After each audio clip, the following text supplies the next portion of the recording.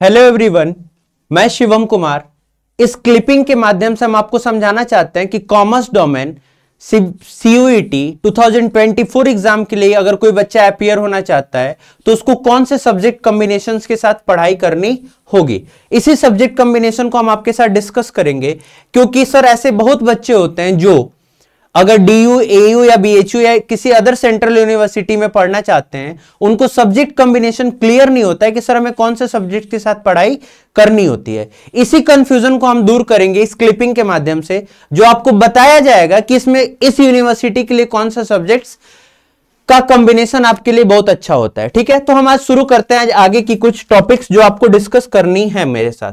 Sir सबसे बड़ी बात क्या है, सर मोड ऑफ टेस्ट मेरा क्या होने वाला है। बेटा जो मोड ऑफ टेस्ट होगा आपका वो क्या होगा, जो मोड ऑफ टेस्ट होगा वो आपका क्या होगा, date is mode of test जो होगा वो आपका CBT मोड होगा, मतलब कंप्यूटर बेस्ड टेस्ट है ये।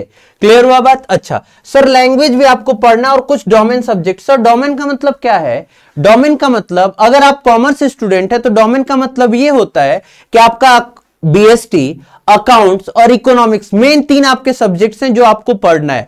अब किसी सेंट्रल यूनिवर्सिटी में तीनों लेके पढ़ना है, किसी में 2 पढ़ना है, किसी में 1 पढ़ना है। इसी चीज को डाउट है सर, बहुत बच्चे मेरे पास क्वेरी करते हैं कि सर हमें क्या करना चाहिए, आप एक बार बता दो। इसी के लिए हम एक क्लिपिंग आपके सामने लाएं ताकि आपको ज्यादा क्लियर ऑफ थॉट हो। ठीक है सर, मीडियम क्या है, ये 13 भाषाओं में पेपर होगी। किस भाषाओं में, 13 भाषा में। सर टेस्ट का पैटर्न क्या होगा, सर हमें वो क्या CBSE की तरह लिखना पड़ेगा, नहीं आपको MCQ बेस्ड पे होगा। इन्होंने बड़ा अच्छे भाषा में लिख दिया बेटा, ऑब्जेक्टिव होगा। रजिस्ट्रेशन कैसे करते हैं इसके लिए प्रॉपर नीतीश सर ने आपको बताया होगा कैसे करना चाहिए। अच्छा हम बात करते हैं सर लैंग्वेज। 13 सब्जेक्ट 13 लैंग्वेज में आपको पेपर देने हैं। सेक्शन 1B जो है इसमें 20 लैंग्वेज देने हैं, और सेक्शन 3 जो 2 है इसमें आपको 27 डोमेन सब्जेक्ट्स दिए हैं। अपार्ट फ्रॉम दिस एक सेक्शन ऐसा है जिसको हम जनरल टेस्ट भी बोलते हैं, जनरल टेस्ट भी बोलते हैं। क्लियर हुआ बात। अच्छा सर हम आगे चलते हैं और देखिए बेटा, अगर आप सब्जेक्ट कॉम्बिनेशन अलग अलग यूनिवर्सिटी की बात करते हैं तो हम आपके सामने एक स्क्रीन पे एक समरी रखे हैं, जिस समरी में आपको क्या बताया गया है कि अगर बीकॉम आप करना चाहते हैं दिल्ली यूनिवर्सिटी से, BHU से एंड इलाहाबाद यूनिवर्सिटी से, तो आपको कौन कौन से सब्जेक्ट कॉम्बिनेशन लेके पढ़ाई करनी पड़ती है। तो बच्चा मेरे अगर आप देख पा रहे हैं तो शायद आपको ये चीज क्लियर हो रही होगी कि अगर आप दिल्ली यूनिवर्सिटी में पढ़ना चाहते हैं और आपको बीकॉम करना है या बीकॉम ऑनर्स करना है तो आपको कौन से सब्जेक्ट्स लेने होंगे। ठीक है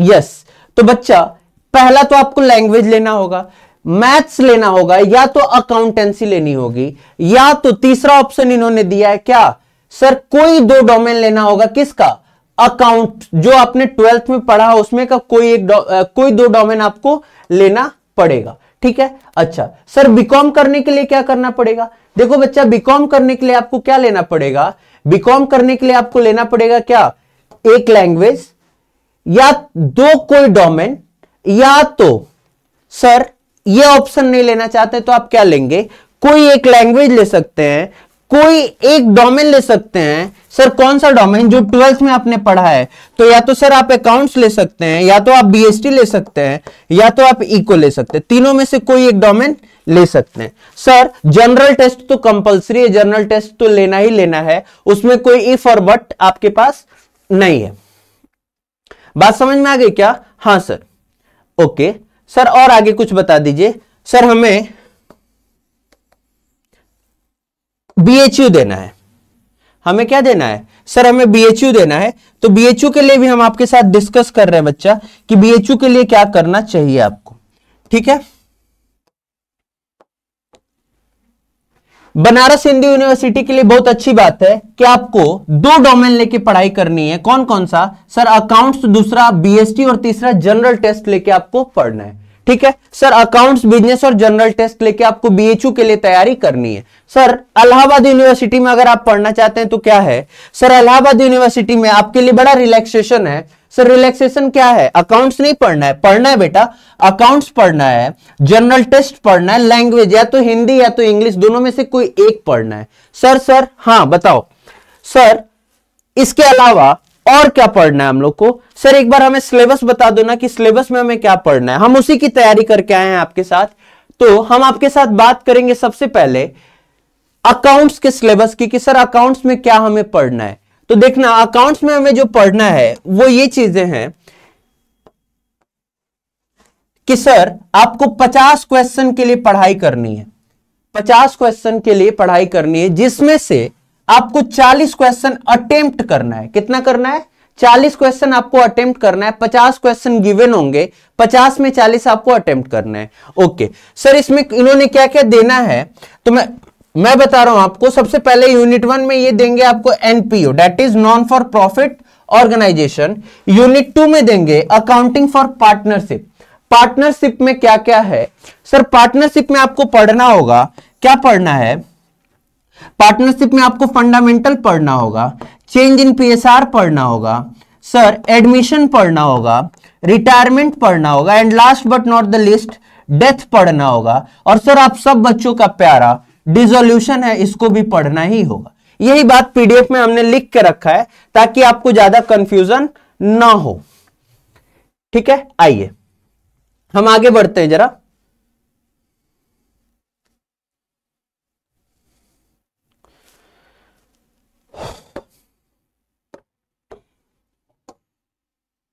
ठीक है, हम जरा आगे की तरफ चलते हैं और क्या हमें करना है।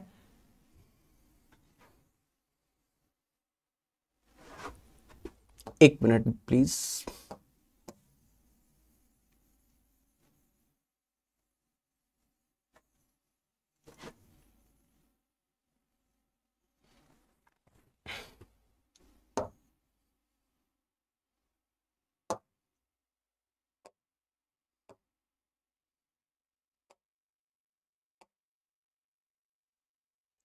ठीक है,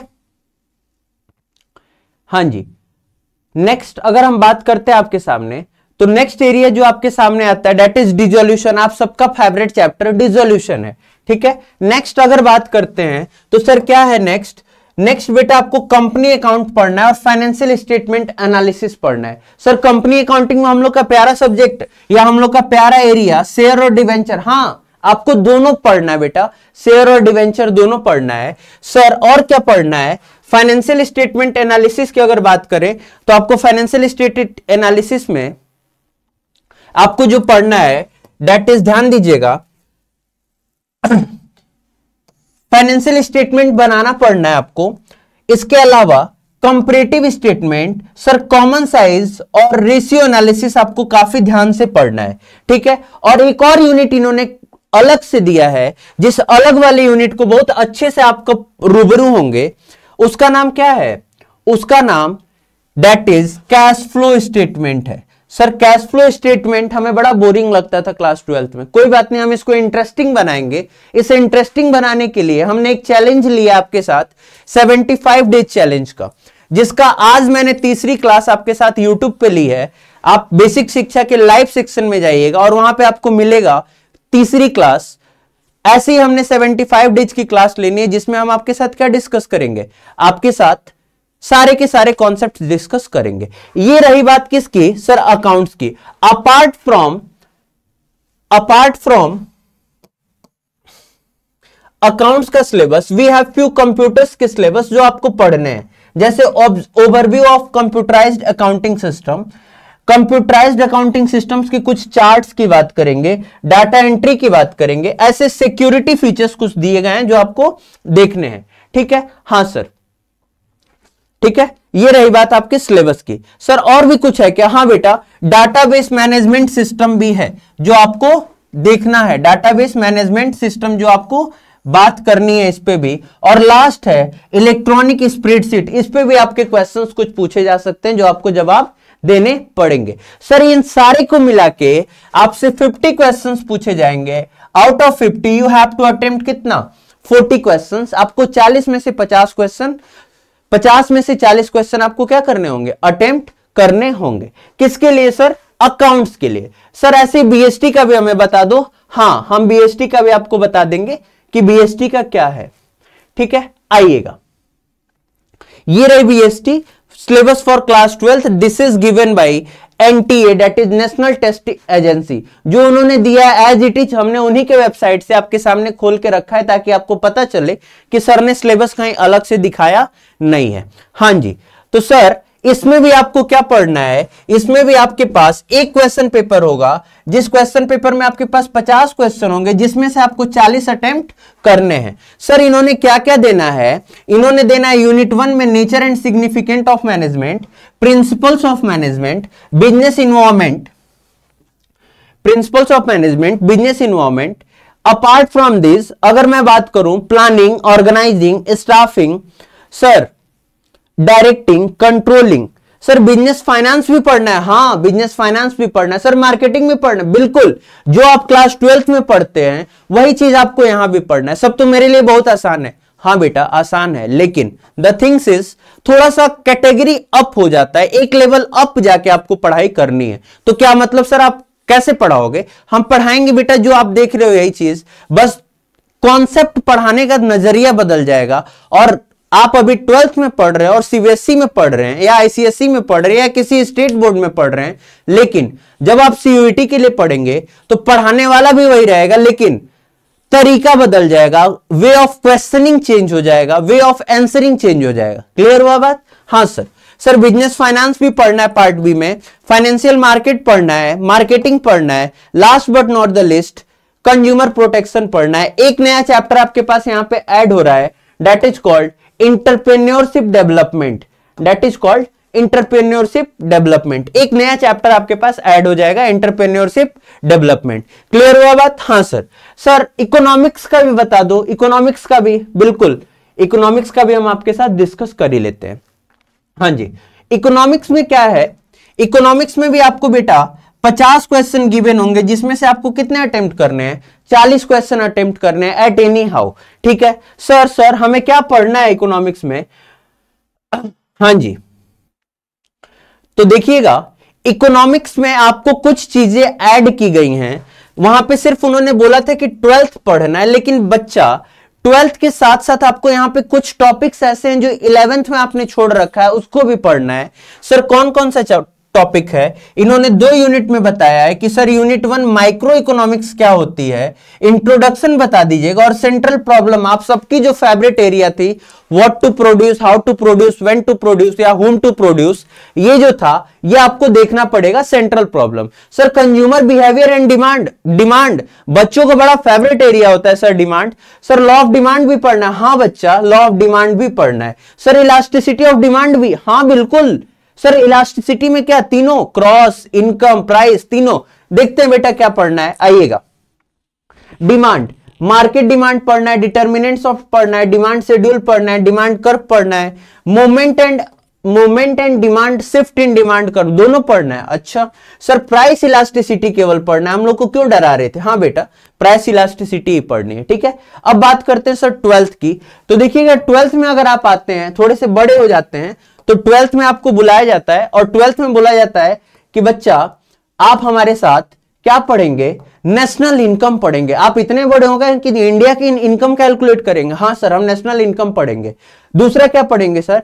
determinants of income and employment. आपके पास चैप्टर होगा, आपके टीचर आपको पढ़ाए होंगे, determinants of income. Sir money and banking भी पढ़ना है। गुड, मनी एंड बैंकिंग भी पढ़ना है। बच्चों का बड़ा फेवरेट एरिया होता है sir M1, M2, M3, M4। Sir हमें निकालने में बड़ा मजा आता है। हाँ बेटा वही चीज यहां भी पढ़ना है। बच्चों का बड़ा फेवरेट एरिया होता है CRR, SLR, ये सारी चीजें आपको यहां पढ़नी है। सर गवर्नमेंट बजट भी पढ़ना है। हाँ जी गवर्नमेंट बजट भी आपको पढ़ने हैं। क्लियर हुआ बात? ओके सर हमें एक चीज और बता, बैलेंस ऑफ पेमेंट भी पढ़ना है। देखते हैं। Okay sir balance of payment भी आपके पास दिख गया, बैलेंस ऑफ पेमेंट भी पढ़ना होगा। ओके हाँ सर इसके अलावा भी कुछ इकोनॉमिक्स में है। हाँ इसके अलावा आपके पास जो इकोनॉमिक्स में है वो इंडियन इकोनॉमिक्स है, जिसमें आपको पढ़ना होगा क्या क्या? डेवलपमेंट एक्सपीरियंस देखना होगा, current challenges facing Indian economy, human resource capital formation, rural development, employment, ठीक है, and development experiences of India. ठीक है, ये सारी चीजें आपको पढ़नी होंगी। क्लियर हुआ बात? हाँ सर। तो आएंगे जरा हम कुछ इधर इस डोमेन में अगर आपको किसी तरह का दिक्कत है तो प्लीज पूछ लीजिएगा कमेंट बॉक्स में, हम रिप्लाई उसका जरूर करेंगे आपके साथ, ठीक है। ओके, देखिएगा हम पिछले काफी दिनों से आपके साथ CUET एक यूनिक फीचर पे काम करता है। यूनिक फीचर का मतलब होता है आपको स्मार्ट क्लासरूम मिल जाएगी, ऑफलाइन ऑनलाइन दोनों मोड में अवेलेबल है। Apart from recording of offline centre, जो बनारस का इकलौता इंस्टीट्यूट है जो आपको ऑफलाइन सेंटर का क्या देता है, रिकॉर्डिंग भी प्रोवाइड करता है। हमारे ऑफलाइन सेंटर्स की रिकॉर्डिंग आपको मिल जाएगी। सर ये क्यों देते हो, ताकि हम लाइव क्लास ना करें? नहीं, अगर आप कॉन्सेप्ट भूल जा रहे हैं तो उसको रिकॉल करने का एक तरीका है ऑफलाइन सेंटर्स की रिकॉर्डिंग देने का। क्लियर हुआ बात? ओके सर, आप बेस्ट कैसे हो ये कैसे पता चलेगा? देखो हमने पिछले कई सालों में काफी अच्छे अच्छे रिजल्ट्स दिए हैं। ये हमारे सक्सेस स्टोरीज हैं, ये ओरिजिनल वाली हैं, फर्जी वाली नहीं है या मांगी हुई रिजल्ट्स नहीं है, ये ओरिजिनल रिजल्ट्स हैं। आप चाहें तो इसके BHU के वेबसाइट पे या NTA के वेबसाइट से भी रिजल्ट चेक कर सकते हैं, हमने रोल नंबर भी मेंशन करा है, ठीक है। अभी हमारी एक बैच चल रही है, वरदान बैच, ठीक है। बेसिक शिक्षा की एक वरदान बैच चल रही है। अपार्ट फ्रॉम वरदान बैच हम लोग ने 75 डेज का एक चैलेंज एक्सेप्ट किया है, जिसमें हम आपको फ्री ऑफ कॉस्ट अकाउंट्स की, इकोनॉमिक्स की और BST की तीनों के lectures free of cost provide कर रहे हैं ऑन यूट्यूब। सर टाइमिंग क्या है? मेरी क्लासेस 3 से 4 आपके पास यूट्यूब पे मिलेंगी। जैसे जैसे क्लास का शेड्यूल होता है हम अपने कम्युनिटी पोस्ट पे शेड्यूल के साथ डिटेल एक दिन पहले पोस्ट कर देते हैं।